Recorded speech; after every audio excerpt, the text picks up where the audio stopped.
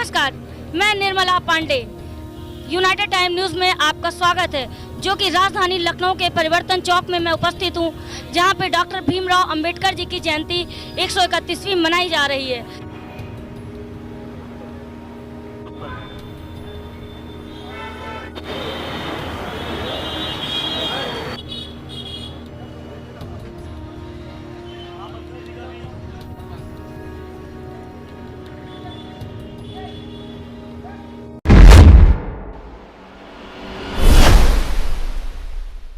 एक 131वीं जन्म तिथि मनाई जा रही है। वहाँ पे लोगों से जानने की कोशिश करते हैं कि उनका क्या कहना है इस बारे में।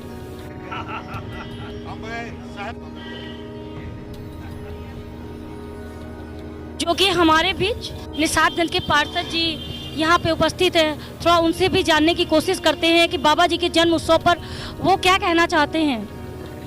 मैं आपसे कुछ पूछना चाहती हूँ बाबा जी के जन्म उत्सव पर कि आप क्या कहना चाहते हैं।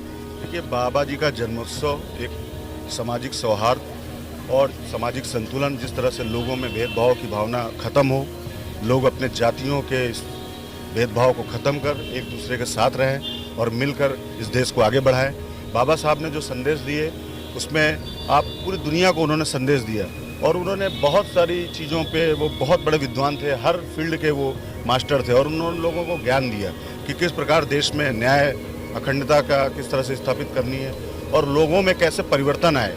किस तरह से उन्होंने बड़े बड़े पदों को त्याग करके इस देश को एक बहुत बड़ा संदेश देने का काम किया। तो बाबा साहब हम लोगों के बीच में हमेशा अमर हैं। वो यहाँ पर जरूर नहीं है, लेकिन वो कहीं ना कहीं से हम लोगों को आशीर्वाद दे रहे हैं। और ये जितने साथी जो नवयुग संघ के हैं, हर बार बहुत सुंदर कार्यक्रम करते हैं, मैं उनको भी बधाई देता हूँ कि ये हर बार की भांति बहुत सुंदर आयोजन किया है और मैं उनको शुभकामनाएं भी देता हूँ कि आगे भी वो बहुत इस तरह के आयोजन करते रहें।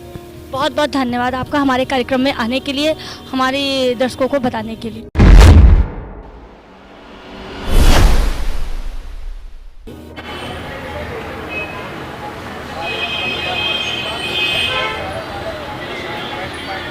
तो साथ लेकर और हम लोग सभी लोग ना सहयोग करेंगे माननीय बाबा साहब की चित्र पर पुष्पांजलि।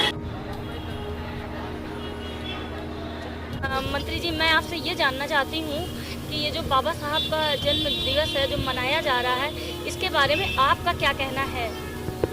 देखिए, सबसे पहले तो बाबा साहब भीमराव अंबेडकर जी की आज 131वीं जन्म जयंती है, तो मैं उसके लिए उनको सत सत नमन करता हूँ। और पूरे भारतवर्ष में लगातार मेरा भी लखनऊ में अनेकों कार्यक्रम में जाना हुआ है, तो जगह जगह बाबा साहब भीमराव अंबेडकर की जन्म जयंती मनाई जा रही है। और भारत में ही नहीं, भारत से बाहर भी कई देशों में जो उनके अनुयायी, उनके मानने वाले लोग हैं, वो बाबा साहब भीमराव अंबेडकर की जन्म जयंती मना रहे हैं।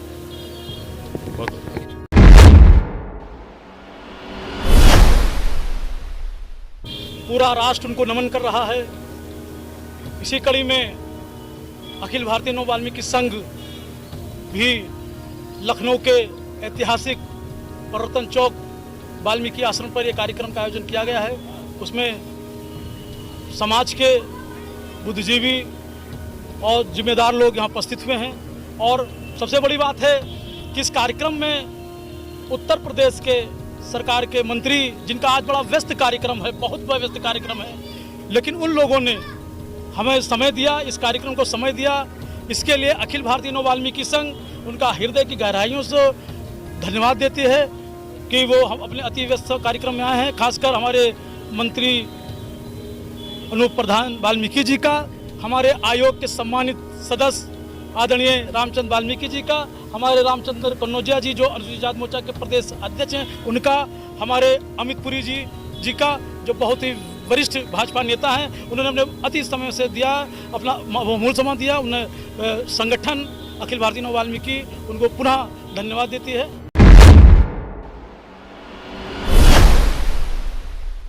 मुझे लगता है कि आज के अवसर के ऊपर केवल दो बातें, बाबा साहब की जो कल्पना थी, शिक्षित होना, संगठित होना और संघर्ष करना, तो उन्होंने अपने जीवन काल में शिक्षित भी हुए, संगठित होने का काम संविधान बना के पूरे देश को एक संगठन के सूत्र में बांधने का काम किया, सामाजिक कुरीतियों और उस समय की वर्ण व्यवस्था के कुप्रभावों के खिलाफ संघर्ष भी किया और आज का दिन उनकी जन्म जयंती पर एक वचन प्रथम पुरुष में उस मार्ग पर व्यक्तिगत जीवन में अगर आप कुछ कर सकते हैं, सामाजिक जीवन में कर सकते हैं, उसके लिए संकल्प करने का इतना ही। और क्या क्या बताना चाहेंगे और कैसे आज अपना आप जो है उत्सव मना रहे हैं, उसके लिए क्या कहना चाहेंगे? देखिए, बाबा साहब के आज 131वीं जन्म शताब्दी पूरा देश मना रहा है और ये भाषणबाजी का समय नहीं है। बस मैं देश और प्रदेशवासियों के इतना ही आग्रह करूंगा कि बाबा साहब की जयंती के उपलक्ष्य पे संकल्प लें और दलित और शोषित और वंचित समाज के लोग अपने बच्चों को शिक्षा और दीक्षा की ओर आकर्षित करें, उन्हें पढ़ाएं लिखाएं, उन्हें आगे बढ़ाएं। जो बाबा साहब का सपना था वो सपना इसी तरीके से पूरा हो सकता है और ये ना हो कि आज जयंती मनाएं और फिर साल भर बाबा साहब को भूल जाएं। तो बाबा साहब ने जो रास्ता बताया उस रास्ते पे हम निरंतर चलते रहें, निरंतर काम करते रहें। यही आशा और विश्वास के साथ मैं पुनः उत्तर प्रदेश और पूरे देश के लोगों को बाबा साहब की जयंती के उपलक्ष्य में बहुत बहुत बधाई, बहुत बहुत शुभकामनाएं देता हूं। बहुत बहुत धन्यवाद। तो मैं आज बाबा साहब के जन्म उत्सव पर सबको हार्दिक बधाई और शुभकामना देना चाहती हूँ। और बाबा साहब जी ने जो हम लोगों को दिशा दिखाई है उस मार्ग पे चल के आगे बढ़ना चाहते हैं, क्योंकि उनकी प्रेरणा से ही आज समाज आगे बढ़ा हुआ है। उसी प्रेरणा के साथ हम सब आज के जितने नौजवान नवयुवक हैं संगठित होकर उनके मार्गदर्शन पर चलना चाहते हैं और आगे बढ़ना चाहते हैं। इन्हीं शब्दों के साथ आपको भी धन्यवाद, आए हुए सभी लोगों को। आइए आपको ले चलते हैं और लोगों से जानने की कोशिश करते हैं। डॉक्टर भीमराव अंबेडकर जी की 131वीं जयंती पर आप जो उपस्थित हमारे सब साथियों को इस अवसर पर सभी को बहुत बहुत अभिनंदन, स्वागत और बधाई। डॉक्टर भीमराव अंबेडकर जी के विषय में हमारा अनुसूचित समाज इतना तो जरूर जानता है कि आज जो कुछ है वो बाबा साहब की देन है। और यहाँ मैं भी खड़ा हूँ प्रदेश अध्यक्ष के रूप में और हमारे बीच में माननीय मंत्री अनूप जी भी खड़े हैं। तो ये सब बाबा साहब की देन है। तो बाबा साहब ने जब उनका जन्म हुआ आज के दिन और तब से लेके अब तक के जो उन्होंने रास्ता हमें दिखाया, जिस रास्ते पर चलने के लिए बताया, हमको प्रेरणा दी, आज ये कारवां यहाँ तक पहुँचा है।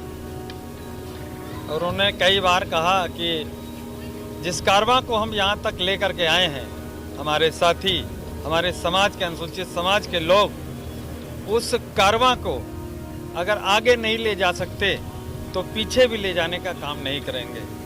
तो आज हम सब का प्रयास है, बीच में हमारे माननीय मंत्री जी हैं और हमारी बहन अनीता जी हैं। तो बाबा साहब ने जो काम किया वो मुझे याद आता है, 4 पंक्ति हैं कि वृक्ष कभू ना फल बचे, नदी न संचय नीर, और परमार्थ के कारण साधुन धरा शरीर। तो बाबा साहब ने परमार्थ के लिए काम किया, इतना काम किया कि जो कुरीतियां समाज के अंदर थी, अस्पृश्यता का जो वातावरण था, उससे संघर्ष करते करते करते हमारा देश आज़ाद हुआ। और आज़ादी के बाद जब उनको अवसर मिला कि देश आज़ाद हुआ, अब एक संविधान की रचना की,